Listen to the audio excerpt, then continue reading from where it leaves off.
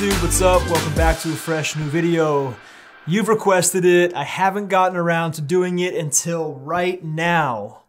Talking about lighting and how I light my YouTube videos. A cam here, B cam right over there behind the scenes. That one's probably getting a look at some of this cable management chaos that none of you typically see. I gotta get better, but life's too short for cable management. Lighting today, all my tips, all my tricks, exactly how I do this. Black on black scene, not easy to do. Lighting is key. A special shout out to my friends over at Nanlite. Thank you, y'all are awesome. I was a customer of your products prior to you guys wanting to work with me, but thank you for sending out some of the stuff that we're gonna be talking about today. On that note, I'm linking everything down below, everything I use in my studio, but particularly for today, I'm gonna highlight the exact lights that I'm using. On that note, today's layout, pretty simple. What lights am I using? What are my settings I'm using on them? And why am I making the decisions that I'm making in the studio to be using this Forza 60, this hair light, those practicals, and that pavotube 60 as a backlight. Pavotube 30. Pavotube 30C, not 60. I also want to mention that everything I'm gonna review, I learned being a student in the full-time filmmaker course. I love those guys, fantastic quality product, and I really don't think I would have learned anything that I have without it.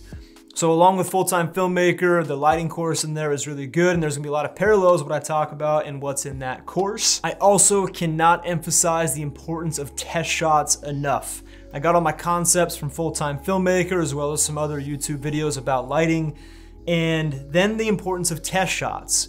This that I've landed on right now is a culmination of multiple test shots, ones that you've never seen before where maybe I was lit too brightly or too dim, or the backlights were coming in too hot, or that practical was hitting too hard. It's all about test shots. Get your concepts tested out to be able to make tiny tweaks to get something that lands really well. First thing, and maybe the most important, my key light is the Forza 60 bicolor. I've got it set to like 20%. It's not that much, and that's a tiny, unpowerful light, that Forza 60. Plenty for this YouTube studio. I've got it at 5600 Kelvin. 5600 Kelvin there. My hair light, my rim light up here, this one is also at 5600 Kelvin. Camera is set to 5600 Kelvin. That way I know my skin tones are proper. All of the other lights, we'll talk about those in a little bit, but those are not set to 5600. Back on the key light, I've also got the Nanlite soft box that is paired and works perfectly well with that Forza 60. So if you're looking for a minimal setup like this, takes up next to no space in a small studio like this, that's a fantastic combination. I do like to add a bit of a bigger modifier, which is nice because you can just put a Bowens mount on that Forza 60 and put a larger modifier on it.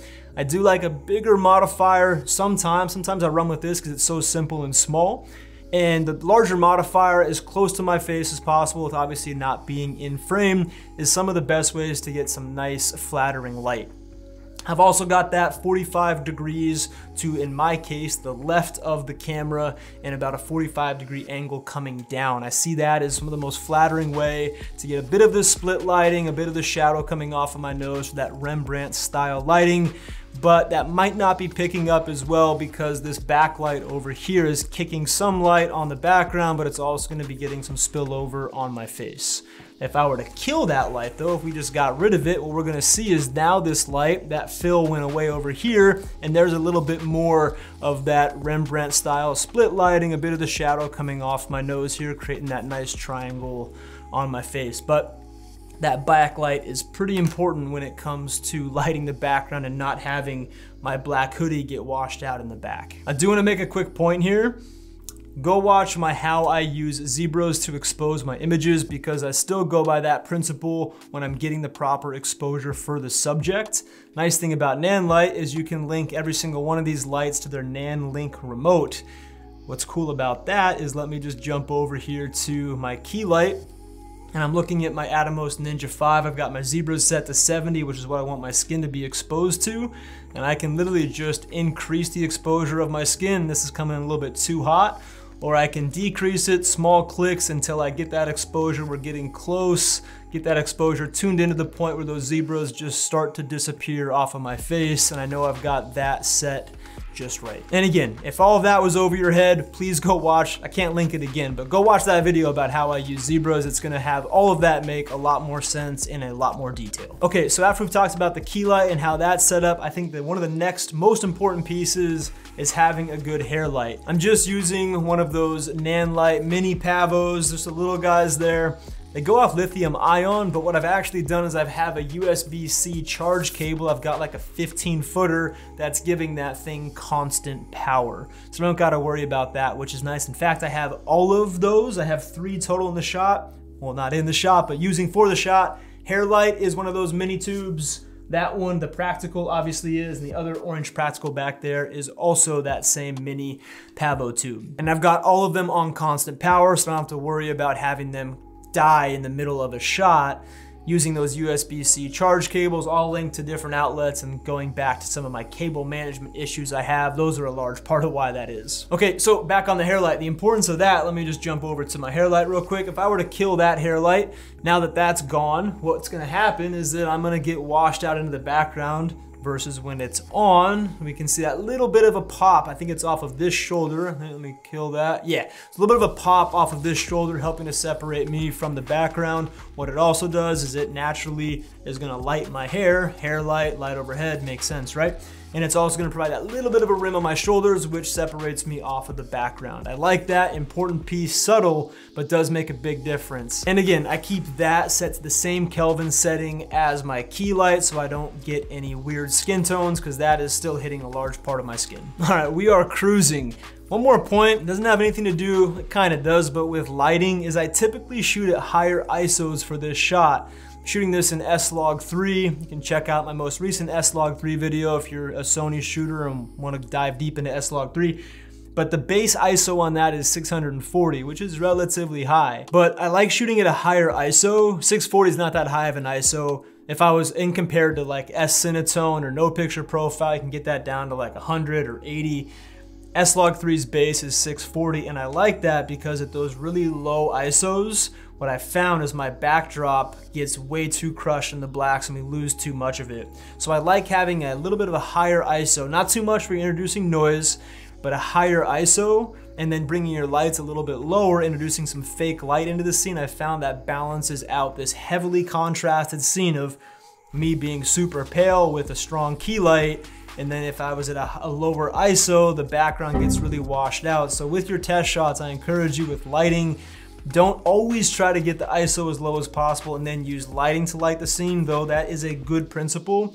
Sometimes, especially for not having the black hoodie being washed out in a black background, lowering the lighting, increasing the ISO is giving me a more desirable look where I'm capturing more of this image and not losing the blacks off of that backdrop. Okay, we've got 3 more lights, kind of 2 more, but 3 more lights to talk about. We have our 2 practicals and our backlight, which isn't in the scene. So the practicals are really simple. Don't overdo it, right? I've blasted these before where if I were, let's see, if I were to go to this channel here, I think that's the right one. If I were to crank that light, let's just keep going. It's too much, right? It's distracting. I usually keep that, and I can't see the percentages on here, but it's usually actually around like 10%, maybe even less. We get something relatively close to where it was, so that's off somewhere in there. So you can see it's not on that much at all. It doesn't take much for a light that's in the scene to be giving what I want, which is kind of a cool look, but not overbearing. Now that light, as well as my backlight over here, I have those set to 6500 Kelvin. Key light and hair light, 5600 for my skin tone, balance of the camera. Those 2 backlights, well, the practical and the backlight, at a 6500 Kelvin, I found gives me kind of a cooler look back there, and I like how that looks. Especially in contrast, the other practical, the orange light right there. Nice thing about these Nanlites is they're RGB. You can make them literally whatever color you want. I like that orange because it's a contrasted color to some of those blues and teals that are getting kicked around with those higher Kelvin lights. With that orange light, same thing. I've got that one out of the scene as opposed to the tube over there. It's still in the scene because it's getting that nice glow, but you don't want to do too much back there. If I were to have that one in scene on top of that one, it might just be overbearing and just too much. So it's all about the subtleties for me. And important to test shots, again, I've tweaked that orange over time to be just right for how I want it to feel in my scene. You might like a little more red, a little more yellow, or maybe pop a pink. I'm not sure. Do whatever you want with that color. Nice thing about those Nanlites, again, you can do that. The last light I want to talk about is the larger Nanlite 30C pavotube. That thing is amazing. It's ridiculously powerful. I also have that set pretty low, but let's just turn that off and let's see what it does here. You can see that I'm gonna get lost in my background pretty quick. What I've learned with this black on black shot is that I have to be pumping a lot of light into the backdrop, and that's what's nice about the pavotube, is that it can do that. And I've got it pretty low. I could blast this thing and we can push a ton of light. That's too much. I think it just like makes it look obvious that we're lighting the background. It also pushes too much on my skin tone, so I usually keep it actually pretty low, somewhere around there-ish, without me looking at the numbers here, doing my best, but somewhere around there for that backlight.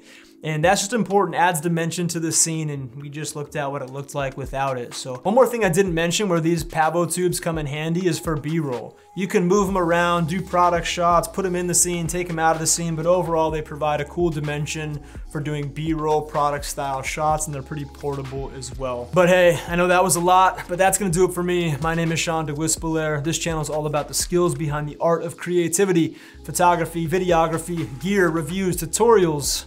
Me being full-time in the fitness industry, it's always gonna have a little bit of a fitness feel to it.